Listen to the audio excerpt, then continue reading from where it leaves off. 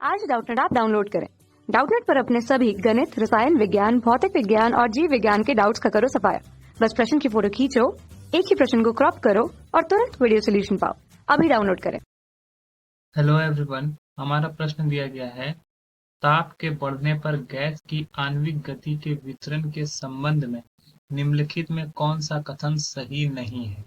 प्रायिकतम चाल बढ़ती है। प्रायिकतम चाल बढ़ने के साथ अणुओं का प्रभाज भी बढ़ता है, उनका वितरण बढ़ जाता है।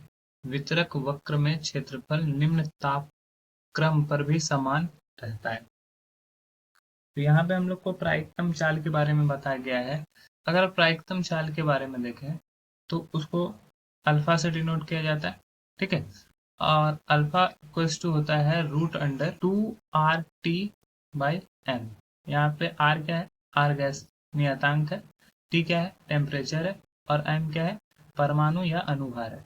अगर हम इस वैल्यू को कांस्टेंट मान लें, एक नियतांक मान लें, तो ये क्या हो जाएगा? R is directly proportional to √T।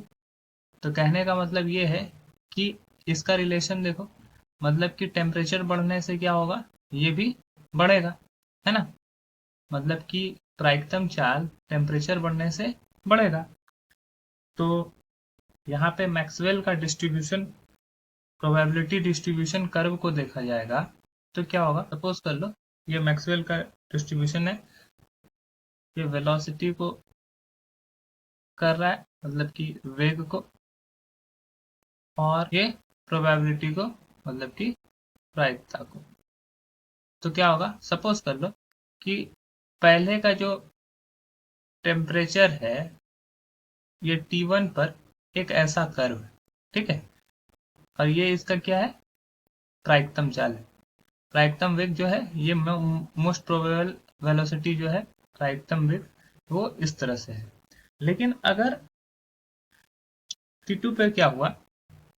Temperature बढ़ने से क्या हुआ? इसके अणुओं के बीच का गति बढ़ गया। क्यों? क्योंकि टेम्परेचर बढ़ने से उसको अधिक ऊर्जा मिलती है, और अधिक ऊर्जा बढ़ने से क्या होगा? जितने भी मॉलिक्यूल्स होंगे वो बहुत तेजी से मूव करेंगे, और तेजी से मूव करने से क्या होगा? उनका वेग क्या हो जाएगा? बढ़ जाएगा। वेग बढ़ने से क्या होगा? टेम्परेचर जो T2 होगा, T2 पर ये कुछ ऐसा हो जाएगा। T2 पर ये यहाँ पर इसका मोस्ट प्रोबेबल वेलोसिटी है, मतलब कि प्रायिकतम वेग यहाँ पर ये है। प्रायिकतम वेग यहाँ पे है। तो यहाँ पे देखो वेलोसिटी तो क्या कर रहा है? अगर पहला ऑप्शन को देखोगे तो वेलोसिटी क्या हो रहा है? इंक्रीज हो रहा है। वेलोसिटी क्या हो रहा है? बढ़ रहा है।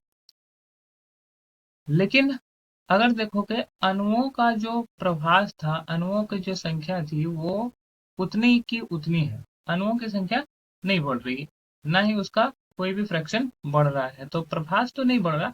तो हमारा जो पहला ऑप्शन दिया गया प्रायिकतम चाल बढ़ती है, वो यहाँ पर सही है कि प्रायिकतम चाल बढ़ रही है। दो रीजन है, एक तो ये डायरेक्टली प्रोपोर्शनल होता है, और एक ये इस तरह से अगर आप कर्व देखोगे तो आपको पता चल जाएगा।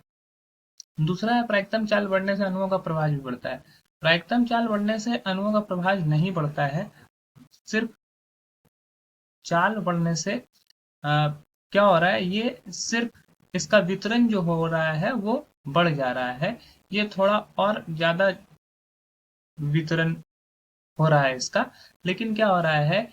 नंबर ऑफ मॉलिक्यूल्स जो है वो इक्वल है, और प्रभाज बढ़ नहीं रहा है। तो कहने का मतलब है हमारा जो दूसरा ऑप्शन दिया गया है, प्रायिकतम चाल बढ़ने से अणुओं का प्रभाज बढ़ता है, वो रॉन्ग स्टेटमेंट है। इसके बाद है उसका वितरण बढ़ जाता है। तो जैसा कि आप देख रहे हो, पहले इसका वितरण सिर्फ इस तरह था T1 पर, और T2 पे इसका वितरण क्या हो रहा है? बढ़ रहा है। तो हमारा जो तीसरा स्टेटमेंट है वो सही है। और चौथा है वितरण वर्ग में क्षेत्रफल निम्न तापक्रम पर भी समान रहता है। तो यहाँ पर क्षेत्रफल का कोई बात ही नहीं हो रहा है, क्षेत्रफल पर कोई इफेक्ट ही नहीं पड़ता। क्षेत्रफल पहले भी वही था, क्षेत्रफल बाद में ही वही होगा। क्यों?